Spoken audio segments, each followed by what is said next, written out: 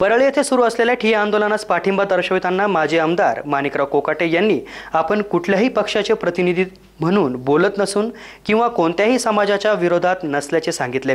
तसेच मराठा समाजाची आर्थिक परिस्थिती खालावली असून आंदोलनाच्या माध्यमातून आरक्षण मिळून समाजाचे दुःख दारिद्र्य हे प्रश्न मार्गी लावावे यासाठी सदनशीर मार्गाने लढा उभारण्याबद्दल त्यांनी परळीतील कार्यकर्त्यांचे कौतुक केले व आंदोलनास पाठिंबा असल्याचे निवेदन दिले।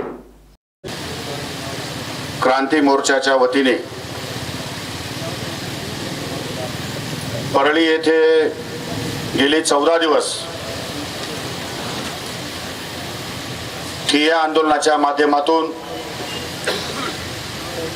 परळी आणि बीडच नव्हे तर संपूर्ण महाराष्ट्रातून मराठा समाज बांधव या ठिकाणी पाठिंबा देण्यासाठी आतापर्यंत आपल्याकडे येऊन गेली। माझ्या तालुक्यामध्ये परवा आमची सर्व समाजाची एकत्रित बैठक झाली आणि त्यामध्ये या आपल्या विधायक अशा आंदोलनाच्या निमित्ताने आपणाला सर्वस्वी पाठिंबा जाहीर करावा या उद्देशाने मी आणि माझ्याबरोबर इतर समाजातील अनेक मान्यवर, त्यात प्रामुख्याने धनगर समाज आहे, माळी समाज आहे, कुंभार समाज आहे, क्षत्रिय समाज आहे, वंजारी समाज आहे, साळी समाज आहे, असे वेगवेगळ्या प्रकारचे लहान लहान समाजातले घटक सुद्धा मराठा समाजाच्या मागणीला पाठिंबा देण्यासाठी सिन्नर तालुक्याच्या वतीने या ठिकाणी उपस्थित झालेले आहेत। गेली 14 दिवस ठिय्या आंदोलनाच्या माध्यमातून बसलेले आहेत। मी सुरुवातीला त्यांचं मनापासून अभिनंदन करेल आणि धन्यवाद देईन आणि त्यांना पाठिंबा सुद्धा या ठिकाणी जाहीरपणे देईन। मुळात या मराठा क्रांती मोर्चाच्या माध्यमातून संपूर्ण महाराष्ट्रभर अत्यंत शांततेच्या मार्गाने, अत्यंत सनदशीर मार्गाने देशालाच नव्हे तर जगाला सुद्धा आश्चर्य वाटेल अशा प्रकारचे मोर्चे आपण या ठिकाणी महाराष्ट्रात काढले। सरकारला कुठल्याही प्रकारची दखल या ठिकाणी आपण घेण्यासाठी, त्यांना अडचणीत आणण्यासाठी असं कुठलंही काम, कुठलंही वक्तव्य संपूर्ण महाराष्ट्रातील मराठा समाजाच्या वतीने कोणाकडूनही या ठिकाणी घडलं नाही। ही खऱ्या अर्थानं या मराठा समाजाची फार मोठी उपलब्धी आहे। एवढ्या मोठ्या संख्येने असलेला हा मराठा समाज प्रसंगी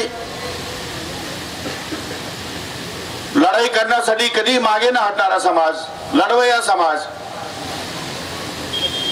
कोणासाठी या ठिकाणी त्याग करणारा समाज, समाजातल्या सर्व गोरगरीब जनतेला बरोबर घेऊन जाणारा समाज, हा समाज सुद्धा नम्रपणे आणि संयमाने कशा प्रकारे या ठिकाणी मोर्चे आपल्या प्रश्नासाठी करू शकतो, एक नाविन्यपूर्ण असं उदाहरण या महाराष्ट्रामध्ये या समाजाने घालून दिलेलं आहे। आणि त्यामुळे सरकारने या गोष्टीमध्ये लक्ष घालण्याची आवश्यकता होती। कदाचित सरकारने त्यामध्ये लक्ष घातलं असेल। मी आपल्याला सर्वांना सांगू इच्छितो, मी कुठल्याही पक्षाच्या वतीने या ठिकाणी आपल्याशी बोलत नाही। मी फक्त मराठा आहे आणि मराठाच्या वतीने त्या ठिकाणी बोलतो आणि कुठल्याही समाजाच्या विरोधामध्ये मी नाही, हेही मी आपल्याला या ठिकाणी नम्रपणे सांगू इच्छितो। त्यामुळे या आंदोलनाच्या माध्यमातून आमच्या गोरगरीब समाज बांधवांचं जे दुःख आहे, त्यांचं जे दारिद्र्य आहे, त्यांची जी आर्थिक परिस्थिती, सामाजिक परिस्थिती अत्यंत खालावलेली आहे, अशा लोकांना आरक्षणाचा लाभ मिळून त्यांना समाजाच्या एका उच्च स्तरावर कसं नेता येईल या दृष्टिकोनातून सनदशीर मार्गाने, कायदेशीर मार्गाने आरक्षणाची या ठिकाणी आपण मागणी केलेली आहे।